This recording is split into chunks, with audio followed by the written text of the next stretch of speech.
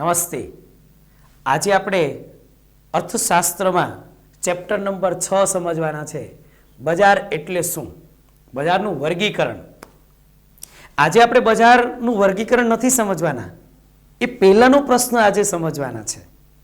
અને એ પહેલાનો પ્રશ્ન છે, એ પ્રશ્નનું નામ બરોબર સાંભળજો. બજારનો અર્થ આપી બજારના વિવિધ ઘટકોની સમજૂતી આપો. ફરીવાર પ્રશ્ન બોલું છું. બજારનો અર્થ આપી બજારના વિવિધ ઘટકોની સમજૂતી આપો. 5 માર્કમાં પૂછાય. હા, 5 માર્કમાં પૂછાય. બજારનો અર્થ આપી બજારના વિવિધ ઘટકો સમજાવો. એની થોડી પહેલા આપણે પ્રસ્તાવના સમજીએ. શું સમજીએ?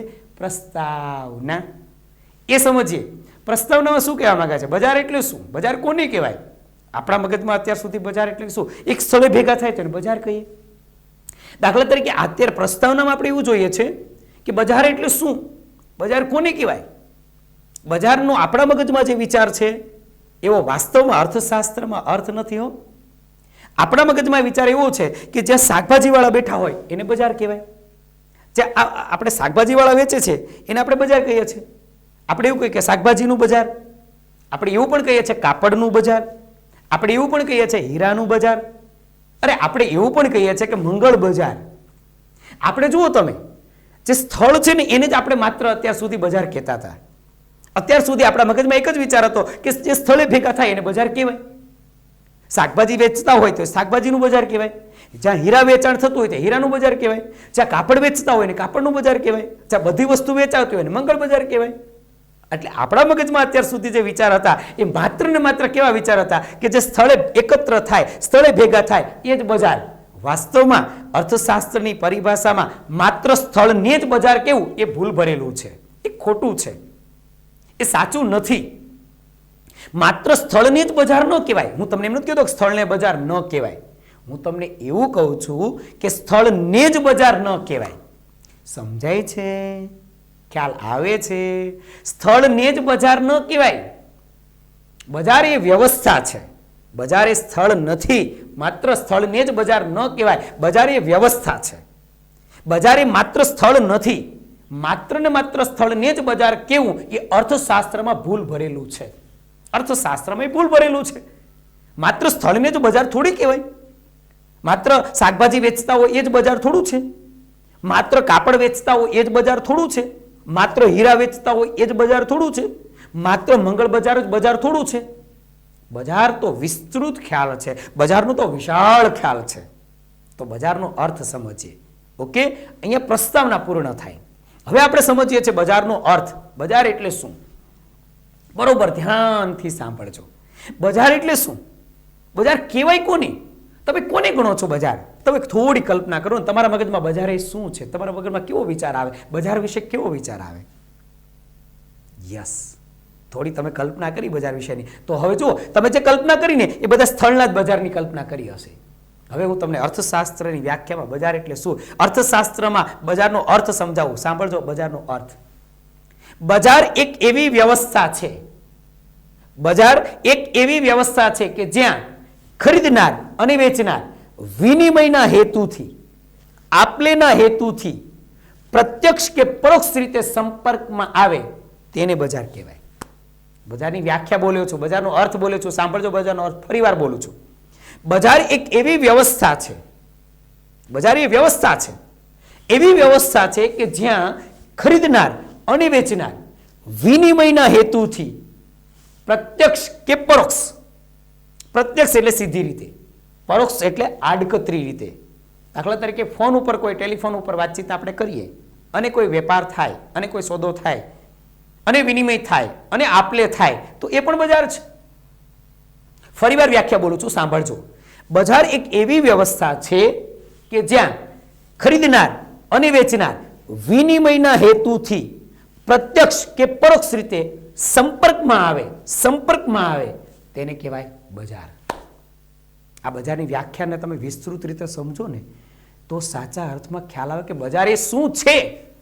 અત્યાર સુધી આપણા મગજમાં માત્ર ને માત્ર બજાર વિશેનો ખ્યાલ આપણે જોઈએ ને તો માત્ર સ્થળને બજાર કહેતા હતા. બજાર એ સ્થળનું બંધન નથી. બજારને માત્ર સ્થળનું બંધન નથી. બજાર એ વ્યવસ્થા છે. અર્થશાસ્ત્રની પરિભાષામાં સમજો ને તો તમને ખ્યાલ આવે કે બજાર છે ને એ તો વ્યવસ્થા છે. બજાર એ માત્ર સ્થળનું બંધન નથી. બજાર એ તો એક સરસ મજાની વ્યવસ્થા છે કે જ્યાં ખરીદનારો અને વેચનારો બંને સાથે મળે છે. ખરીદનાર પણ હોવો જોઈએ, વેચનારો પણ હોવો જોઈએ, અને બંને વિનિમયના હેતુથી કામ ભેગા થાય છે. વિનિમયના હેતુથી પ્રત્યક્ષ અને પરોક્ષ રીતે સંપર્કમાં આવે છે. વિનિમયના હેતુથી પ્રત્યક્ષ અને પરોક્ષ રીતે બંને સંપર્કમાં આવે છે, અને એ વ્યવસ્થાને આપણે બજાર કહીએ. એટલે હું એવું કહી શકું કે દાખલા તરીકે સુરતનો કોઈ વેપારી હોય, એ ટેલિફોન કરીને મુંબઈના વેપારી સાથે કોઈ કાપડની ડીલ કરે. સુરતનો કોઈ વેપારી એ મુંબઈના વેપારી સાથે કાપડની કોઈ ડીલ કરે ફોન ઉપર, અને એ જો ડીલ થાય અને એ જો વિનિમય થાય અને એ જો વેપાર થાય અને એ જો લેવડ દેવડ થાય તો ત્યાં પણ બજાર અસ્તિત્વમાં આવ્યું, એવું કહેવાય. એટલે તમે એવું ના માનતા કે માત્ર જે સ્થળ છે અને ત્યાં શાકભાજી વેચે છે એ જ બજાર છે. સુરતના કોઈ કાપડના વેપારીએ મુંબઈના કોઈ કાપડના વેપારી સાથે જે ડીલ કરી, કાપડની જે ડીલ કરી, અને એને કારણે જે એ બંને વચ્ચે વાતચીત થઈ અને એને કારણે જે બંને વચ્ચે આપલે થઈ, એને કારણે બંને વચ્ચે જે વિનિમય થયો, એ પણ બજાર છે. એટલે બજાર એ કોઈ સ્થળનું બંધન નથી, બજાર એક વ્યવસ્થા છે. હવે તમને બધાને સમજાયું હશે. બજાર એ વિસ્તૃત ખ્યાલ છે, બજાર એક વિશાળ ખ્યાલ છે. હા, બજાર કોઈ એક સંકુચિત ખ્યાલ નથી. બજાર એટલે માત્ર સ્થળ નહીં, માત્ર સ્થળનું બંધન નહીં. બજાર એક વ્યવસ્થા છે. બજાર એક વિસ્તૃત ખ્યાલ છે અર્થશાસ્ત્રની પરિભાષામાં. ઓકે, પહેલા આપણે જોયું પ્રસ્તાવના, પછી જોઈએ આપણે અર્થ. હવે આપણે સમજીએ છીએ બજારના ઘટકો. બજારમાં એવા કયા તત્વોની જરૂર પડે? બજાર શેના કયા તત્વોથી બને છે? કયા ઘટકોથી બજાર અસ્તિત્વમાં આવે છે? એને સમજીએ આપણે. અત્યાર સુધી આપણને શું હતું કે બજાર એ કોઈ એની અંદર ઘટકો છે અને એનાથી બજાર અસ્તિત્વમાં આવે છે. બજારમાં તત્વો છે, એનાથી બજાર અસ્તિત્વમાં આવે છે. કયા તત્વોથી બજાર અસ્તિત્વમાં આવે છે? કયા ઘટકોથી બજાર અસ્તિત્વમાં આવે છે? બજાર એ આમ જ બની જતું નથી. એમાં કેટલાક ઘટકો છે, કેટલાક તત્વો છે, એનું બજાર બને છે. અને એ કયા કયા ઘટકો છે એને હવે આપણે ક્રમ બાય ક્રમ એક પછી એક સમજીએ. બજારનું પહેલું ઘટક સાંભળજો. બજારનું પહેલું ઘટક છે ખરીદનારા. સૌથી અગત્યનું બજારનું કોઈ ઘટક હોય ને તો ખરીદનારા એનું સૌથી અગત્યનું પહેલું ઘટક ખરીદનારા છે. ખરીદનારા વગર તમે બજારનું બજાર અસ્તિત્વમાં આવે જ નહીં. સ્વાભાવિક વસ્તુ છે. બજાર કેવી રીતે અસ્તિત્વમાં? ખરીદનાર ન હોય તો બજાર અસ્તિત્વમાં કેવી રીતે આવે? બજાર ખરીદનારાથી અસ્તિત્વમાં આવે છે. આ ખરીદનારા છે ને, આટલા બધા ખરીદનારાઓ છે ને એટલે બજાર અસ્તિત્વમાં આવે છે. તમે એક સાંભળ્યું ક્યારે? એ ગ્રામીણ વિસ્તારમાં આપણે 4 વ્હીલનું બજાર છે એવું ક્યારે સાંભળ્યું તમે? સાંભળ્યું તમે? ના, નથી સાંભળ્યું. કેમ નથી સાંભળ્યું? કારણ કે તે ખરીદનારા નથી. આ ગ્રામીણ વિસ્તારમાં તમે જોયું? આ ગામડામાં ક્યાંય તમે જોયું આ છે કે 4 વ્હીલના બજારો છે, ફાસ્ટ ફૂડના બજારો છે? ગામડામાં ફાસ્ટ ફૂડના બજારો નથી. આ ગામડું નાનકડું ગામડું છે. તમે જુઓ એમાં આમાં કાર છે, 4 વ્હીલ છે, એનું બજાર ક્યાંય છે? નથી. કેમ આ ગામડામાં 4 વ્હીલનું બજાર કેમ નથી? આ ગામડાની અંદર ફાસ્ટ ફૂડનું અથવા દાખલા તરીકે જુદા જુદા પ્રકારના ફાસ્ટ ફૂડનું બજાર કેમ નથી? કારણ કે ત્યાં ખરીદનારાઓ નથી. એટલે જ્યાં ખરીદનારા ન હોય ત્યાં બજાર અસ્તિત્વમાં નહીં આવે. ત્યાં વિનિમય નહીં થાય, ત્યાં આપલે નહીં થાય, ત્યાં વેપાર નહીં થાય, ત્યાં સોદા નહીં થાય. એટલા માટે બજાર માટે સૌથી અગત્યનું કોઈ ઘટક હોય ને તો ખરીદનારા છે. જ્યાં જ્યાં ખરીદનારાઓ છે ત્યાં જ બજાર અસ્તિત્વમાં આવે છે. ખરીદનારા વગર ક્યારેય બજાર અસ્તિત્વમાં આવતું જ નથી. મેં તમને કીધું એમ ગ્રામીણ વિસ્તારમાં ઘણા બધા પ્રકારના બજારો નથી, એમ શહેરી વિસ્તારમાં પણ અમુક પ્રકારના બજારો નથી. શું કામ? કારણ કે ત્યાં એનો ખરીદનારો કોઈ વર્ગ નથી. જે બજાર ત્યારે જ અસ્તિત્વમાં આવે કે એનો ખરીદનારો વર્ગ હોય, ત્યારે જ બજાર અસ્તિત્વમાં આવે. આ શાકભાજીનું બજાર અસ્તિત્વમાં શું કામ આવે છે? શાકભાજી ખરીદનારાઓ છે એટલે. આ મંગળ બજાર શું કામ અસ્તિત્વમાં આવ્યું? એમાં ખરીદનારાઓ છે એટલે. ઓકે, એટલે હીરા બજાર અસ્તિત્વમાં કેમ આવ્યું? કારણ કે ત્યાંની હીરાની ખરીદી કરનારાઓ છે એટલે. એટલે સૌથી અગત્યની વસ્તુ કોઈ હોય તો એ ખરીદનારાઓ છે. ખરીદનારા વગર ક્યારેય બજાર અસ્તિત્વમાં આવવાનું નથી. એટલે સૌથી પહેલું પ્રથમ ઘટક બજારનું પહેલું તત્વ, બજારનું પહેલું ઘટક એટલે ખરીદનારા. આ ખરીદનારા એનું પહેલું ઘટક છે. એવું જ એક બીજું ઘટક, એનું નામ છે વેચનારા. જેમ ખરીદનારા અગત્યના છે એટલા જ અગત્યના છે વેચનારા. તમે મને એમ કહો કે ખરીદનારા પુષ્કળ આટલા બધા ખરીદનારાઓ છે, પણ એ ખરીદનારાઓ શેની ખરીદી કરે? વેચનારા જ ન હોય તો? માત્ર ખરીદનારા જરૂરી નથી, એની સામે વેચનારો પણ જોઈએ. માત્ર ખરીદનારા હોય અને વેચનારા જ ન હોય તો કેવી રીતે વિનિમય થશે? કેવી રીતે વિનિમય થાય? કેવી રીતે આપલે થશે? કેવી રીતે વેપાર થશે? કેવી રીતે સોદાઓ થશે? શક્ય જ નથી, શક્ય જ નથી. એટલે માત્ર તમે એવું ના વિચારતા કે ખરીદનારા હોય એટલે બજાર અસ્તિત્વમાં આવી જાય. એ પછી પ્રત્યક્ષ હોય કે પરોક્ષ હોય. પ્રત્યક્ષ એટલે મેં તમને કીધું તેમ, મેં દાખલા તરીકે આપણે શાકભાજીની બજારમાં જઈએ છીએ તો એ પ્રત્યક્ષ બજાર છે. પણ હું કોઈને ટેલિફોન ઉપર વાતચીત કરી અને કોઈ અમારી વચ્ચે વેપાર કરીએ, હું ટેલિફોન ઉપર કોઈને વાતચીત કરું, મેં તમને હમણાં ઉદાહરણ આપ્યું એમ, સુરતનો કોઈ દાખલા તરીકે સુરતનો કોઈ વેપારી છે એ ટેલિફોન લગાવે અને મુંબઈના વેપારી સાથે વાતચીત કરે, તો એ ટેલિફોન દ્વારા જે વાતચીત કરે છે અને બંને વચ્ચે જે વિનિમય થાય, બંને વચ્ચે જે આપલે થાય, બંને વચ્ચે જે વસ્તુની લેવડ દેવડ પછી જે થશે એ વેપાર થયો છે, પણ એ પરોક્ષ રીતે સંપર્કમાં આવ્યા. પણ દાખલા તરીકે આપણે શાકભાજી લેવા જઈએ તો એ પ્રત્યક્ષ રીતે સંપર્કમાં આવ્યા. અને હવે તો તમે જોતા હશો કે મોટાભાગના બજાર છે ને પરોક્ષ રીતે અસ્તિત્વમાં આવ્યા છે, પરોક્ષ રીતે અસ્તિત્વમાં આવ્યા, ધીરે ધીરે આવતા રહ્યા છે. એટલે હવે આખું બજારનું સ્વરૂપ ધીરે ધીરે બદલાઈ રહ્યું છે. તમે જુઓ, પહેલાના જેવું બજારનું સ્વરૂપ નથી. પહેલા તો શું હતું કે માત્ર સ્થળ જ હતા બજારના.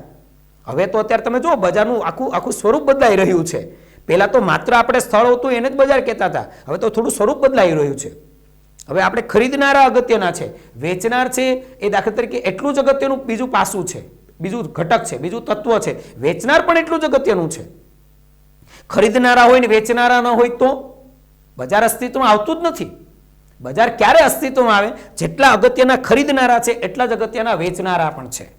વેચનાર કોઈ વસ્તુ વેચવા તૈયાર જ ન હોય તો ખરીદનાર ગમે તેટલી માંગ કરે તો કોઈ બજાર અસ્તિત્વમાં આવવાનું નથી.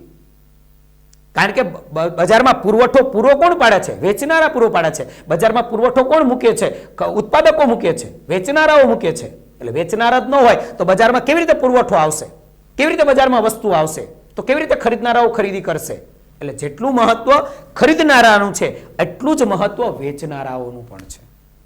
એનું બીજું ઘટક, ઘટક નંબર 3, વસ્તુઓ. તમે જોઈ શકો છો કે ચલો આ ખરીદનારા છે, આ વેચનારા છે, પણ વસ્તુ જ અસ્તિત્વમાં નથી. તો વસ્તુ જ અસ્તિત્વમાં નથી તો કેવી રીતે વિનિમય? તમે આ ખરીદનાર અને વેચનાર કેવી રીતે વિનિમય કરે? ચલો મન કહો, થશે વિનિમય? ના થાય. આ વેચનાર અને ખરીદનાર બંને વચ્ચે વિનિમય ક્યારે થાય? વચ્ચે વસ્તુ હોવી જોઈએ. ઘણી વખત એવું બની શકે કે ખરીદનારા ખરીદી કરવા માટે આવ્યા છે, વેચનારા આમ જ છે, વસ્તુઓ નથી, વસ્તુઓ નથી.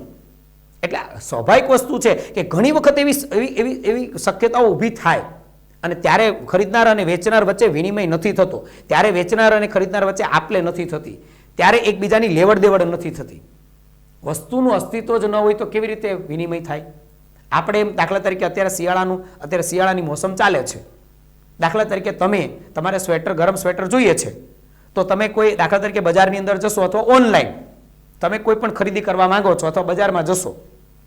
જેમ કે દાખલા તરીકે આપણે શિયાળાની અત્યારે મોસમ છે અને આપણે ગરમ સ્વેટર જોઈએ તો ગરમ સ્વેટર લેવા માટે આપણે તિબેટિયન બજારમાં ગયા.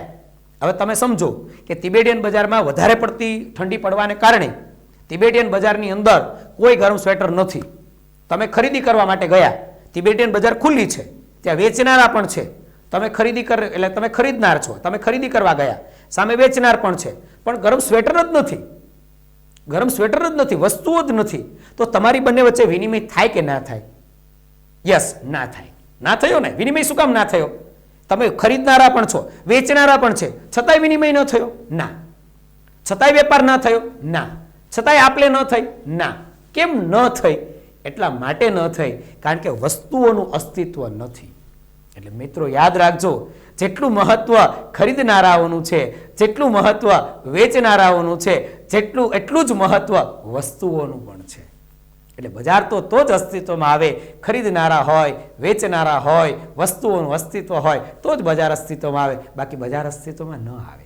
બજાર અસ્તિત્વમાં લાવવા માટે તો બધા ઘટકો જરૂરી છે. માત્ર કોઈ એક ઘટકથી બજાર ન બને, માત્ર કોઈ ખરીદનારાઓથી બજાર ન બને, માત્ર વેચનારાઓથી બજાર ન બને, માત્ર વસ્તુઓથી બજાર ન બને.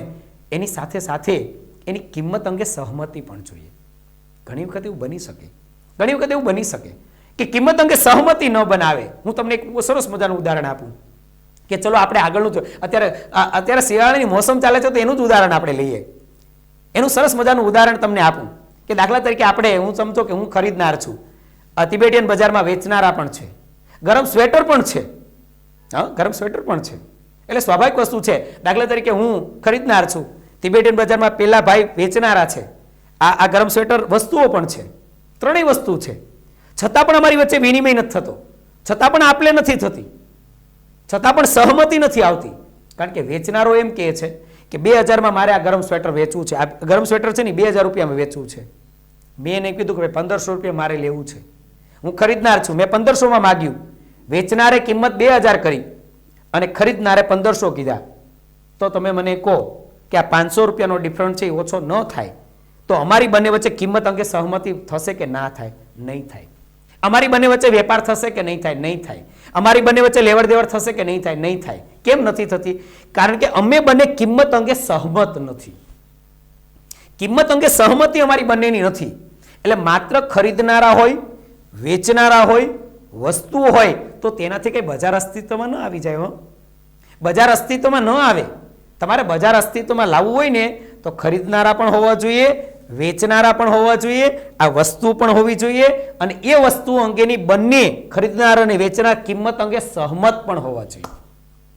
જો કિંમત અંગે સહમતિ ન હોય તો કેવી રીતે? મેં તમને કીધું એમ, મેં ખરીદનાર તરીકે 1500 રૂપિયામાં માગ્યું, એ વેચનારો જે હતો એને 2000 રૂપિયા કીધા, તો અમારી બંને વચ્ચે કિંમત અંગે સહમતિ નહીં થવાની. અને કિંમત અંગે જ્યાં સુધી સહમતિ નહીં થાય ત્યાં સુધી શું કરવું પડશે? ખરીદનારે કિંમતમાં વધારો કરવો પડશે અને વેચનારે કિંમતમાં ઘટાડો કરવો પડશે. કારણ કે ખરીદનારે 1500 રૂપિયા કીધા, વેચનારે 2000 કીધા. આ બે વચ્ચેનો જે તફાવત 500 રૂપિયાનો છે એને ઓછો કરવો પડશે અને કિંમત અંગે જ્યારે સહમતિ થશે ત્યારે અમારી બંને વચ્ચે વિનિમય થશે, ત્યારે અમારી બંને વચ્ચે આપલે થશે, ત્યારે અમારી બંને વચ્ચે વેપાર થશે અને ત્યારે બજાર અસ્તિત્વમાં આવશે. ઓકે? એટલે આપણે પહેલું શું પોઈન્ટ જોયું? બજારનું પહેલું ઘટક કયું જોયું? ખરીદનારા જોયું. બીજું ઘટક કયું જોયું? વેચનારા જોયું. ત્રીજું ઘટક કયું જોયું? વસ્તુઓ જોઈ. અને ચોથું ઘટક કયું જોયું? એ વસ્તુ અંગે કિંમત અંગે સહમતિ જોઈ. કિંમત અંગે સહમતિ પણ જોઈએ. અને પછીનું ઘટક, પાંચમું ઘટક, સંપર્ક. સ્વાભાવિક વસ્તુ છે, તમને બધાને ખ્યાલ છે કે ચલો ખરીદનારા છે, વેચનારા છે, વસ્તુ છે, કિંમત અંગે કદાચ ચલો સહમત પણ થઈ જશે, પણ તમે બંને વચ્ચેનો સંપર્ક જ નથી. મને એ જ ખ્યાલ નથી, ખરીદનાર તરીકે મને એ જ ખ્યાલ નથી કે આ ગરમ સ્વેટર લેવું હોય તો ક્યાં જવાનું. મને ખ્યાલ જ નથી ક્યાં જવાનું, કઈ જગ્યાએ જવાનું, મને ખ્યાલ જ નથી. તો કેવી રીતે અમારી વેચનાર અને ખરીદનાર વચ્ચે સંપર્ક કેવી રીતે થશે? એટલે સૌથી અગત્યની વસ્તુ છે બંને વચ્ચેનો સંપર્ક થવો જોઈએ.